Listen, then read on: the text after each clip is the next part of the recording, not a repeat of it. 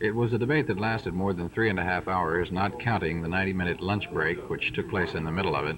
But it ended in passage of a teacher pay raise, amounting to some $800 per year per teacher on the average the first year, and more after that.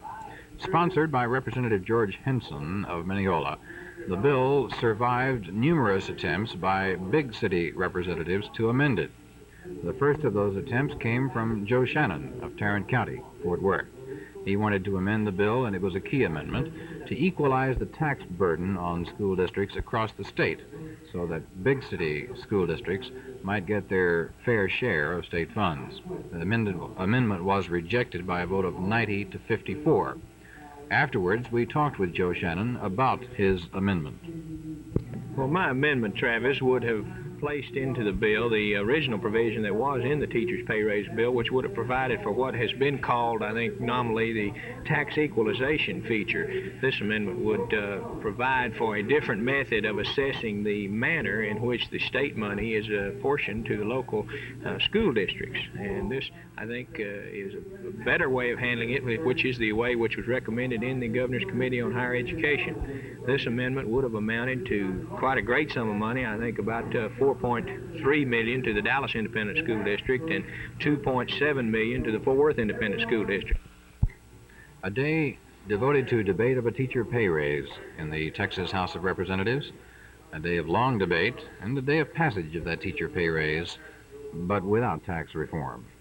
In Austin, this is Travis Lynn, Channel 8 News.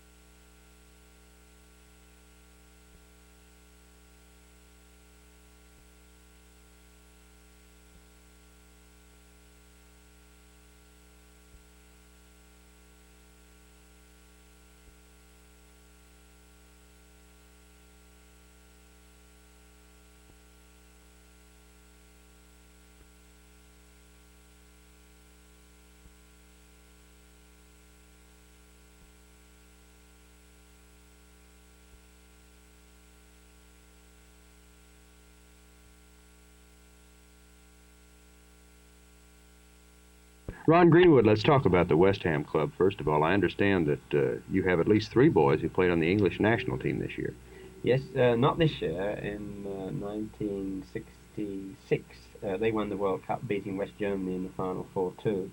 And Jeffrey Hurst, the boy that plays for us, number 9 or number 10, set a record by scoring 3 goals, the only time it's ever been done in the World Cup. Martin Peters got the other goal. So you can say that West Ham scored the goals that won for England the World Cup, and Bobby Moore, the captain, was also captain of the team. How has your trip to America been to the United States thus far? We thoroughly enjoyed ourselves. We're based in Baltimore, as you know. We're representing Baltimore Bays, and this is our 4th visit to America as a team. We've been to New York twice. We were down in Houston, Astrodome, and we're here this year. We thoroughly enjoy coming to America, and we hope to help promote the game where it needs promoting, I'm sure, and deserves to be promoted in America. Jerry Kerr, Dundee still looking for the first win this year, but yes, that's a pretty sore point. I didn't mean to get that personal so quickly in the interview. However, you've got it in. But I'm quite sure we'll get that before we go back. I think we have been a wee bit unfortunate in 1 or 2 of our matches. For instance, we played West Ham on Saturday night. They virtually blitzed us with the result. But I can safely say that I haven't enjoyed a game more than I had in playing against West Ham on Saturday night, because it was a lovely game to watch. Well, it would appear, Jerry, on the surface, and I can't judge because I wasn't here 2 years ago, but it would appear that Dundee is a stronger team this year than it was when you were last in Dallas. Yes, I feel that I have a much stronger team. Certainly we haven't shown it result-wise yet, but I think the boys have got the bit in their mouth for Ron and his boys tomorrow night. Ron Greenwood, we're on the verge of World Cup competition, or actually involved in it, the culmination to come in Mexico. When it was last held, it did a tremendous amount for the growth of soccer worldwide, did it not? The television value of the finals and such. Yes, the television coverage of world soccer now has become so immense that there's a tremendous argument going on in Mexico at the moment as to who's going to get the exclusive rights to promote the World Cup, and one can imagine astronomical sums of money being exchanged for this to gain this privilege. And of course, as always, it'll be televised all over the world. And this is a world-class game, and I believe, in fact, that here in America it created such a great interest that this was the advent of professional soccer starting here. And one only hopes that now it's almost on its doorstep, next door down in Mexico, that it will help promote again. Because after 4 hard years of people putting in a lot of work, one would like to see their rewards, and perhaps the advent of other people being able to go down to Mexico now, not only to see it on television but to see it personally, that they'll really get a feeling of what this game is all about, and they'll come back and insist they see it in America.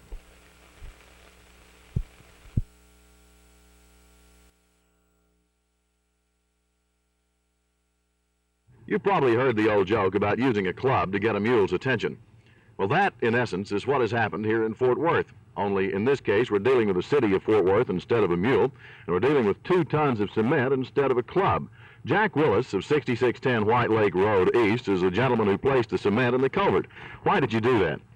Well, 1 year ago, or September of 1968, a little bit more than a year ago, we notified the city that if the apartments were built behind us, that we would be drowned out, and that's exactly what has happened. The apartments Willis referred to are directly behind his home. The concrete parking lot around them amounts to a dam which holds back water into his backyard. When it rains, and to the Willis family that seems even more frequent than it really is, water from a goodly portion of their neighborhood is funneled into their yard, over the road and through a 24-inch culvert. Yesterday, Willis had 2 tons of cement dumped in front of the pipe to at least cut down the amount of water which flows across his lawn and stands in puddles under his windows. The city of Fort Worth, however, has different ideas. It is their position that it's their road and their culvert and their land where the cement was dumped. It is further their position that they don't want it there. When the water backs up, the septic tanks overflow.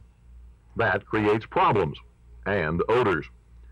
Of course, it's an ill wind that blows no good. The grass is very green, and the roses are very pretty.